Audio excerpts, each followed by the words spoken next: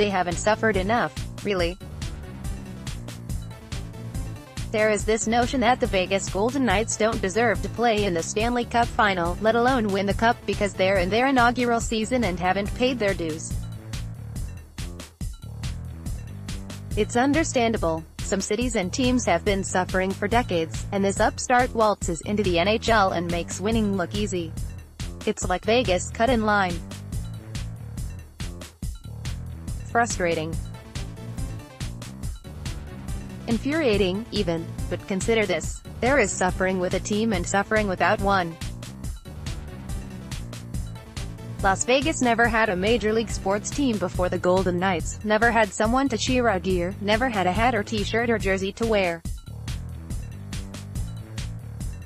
'Tis better to have loved and lost than never to have loved at all.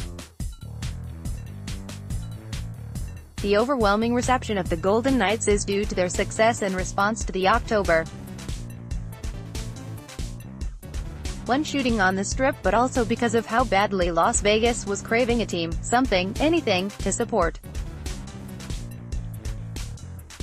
The Golden Knights benefited from three things: NHL expansion draft, rules more favorable than in the past, entering the NHL alone, and the NHL salary cap. They were expected to be good for an expansion team, but not this good, not even close. No one thought they would make the Stanley Cup playoffs, let alone the Stanley Cup final. Video, England on Vegas coming together, Stanley Cup final. And while they have not suffered as a team, they have suffered individually. I think it's the same story for each and every guy, forward James Neal said. It makes it that much better. General manager George McPhee has suffered. He played parts of 6 seasons in the NHL and never won the cup. He has worked in NHL front offices since 1992 without winning it. He hasn't been to the final since 1998, at the end of his first season as GM of the Washington Capitals. Despite lots of regular season success, the Capitals never reached the conference final after that. He was fired April 26, 2014, and wasn't sure he would get another shot. Coach Gerard Gallant has suffered. He played 10 seasons in the NHL, scoring 30 goals 4 times, and never won the cup. He has been the coach or an assistant with the Columbus Blue Jackets, New York Islanders, Montreal Canadiens and Florida Panthers without winning the cup. He has been fired as coach twice, the last time by the Panthers on November 27, 2016, months after he was a finalist for the Jack Adams Award as Coach of the Year. Defenseman Derek Engelland has suffered. He played 148 games in the ECHL and 338 games in the AHL, from Lowell to Las Vegas to Hershey to South Carolina to Reading to Wilkes-Barre, before establishing himself in the NHL. He has played 8 full seasons in the NHL and hasn't won the cup. Can you imagine how it felt for him, at 36, to carry off the Clarence Campbell Bowl after the Golden Knights eliminated the Winnipeg Jets in Game 5 of the Western Conference Final on Sunday?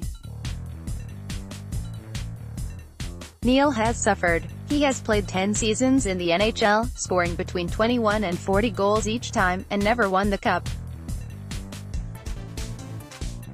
He played through a wrist injury and came within 2 games of it last year with the Nashville Predators, only to be eliminated on home ice at Bridgestone Arena in Game 6 of the final by the Pittsburgh Penguins.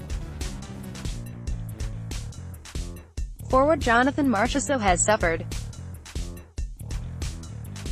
Undrafted, 5'9", he bounced from the New York Rangers, 0 NHL games, to the Blue Jackets, 2 NHL games, to the Tampa Bay Lightning, 47 NHL games, to the Florida Panthers, 75 NHL games. Even though he scored 30 goals for the Panthers last season, he was exposed in the NHL expansion draft. Video, will the time off help or hurt the Golden Knights? Keep going down the list, from forward David Perron, 5 NHL teams, 775 NHL games in the regular season and playoffs, no cup rings, to defenseman Nate Schmidt, a healthy scratch with the Capitals down the stretch last season.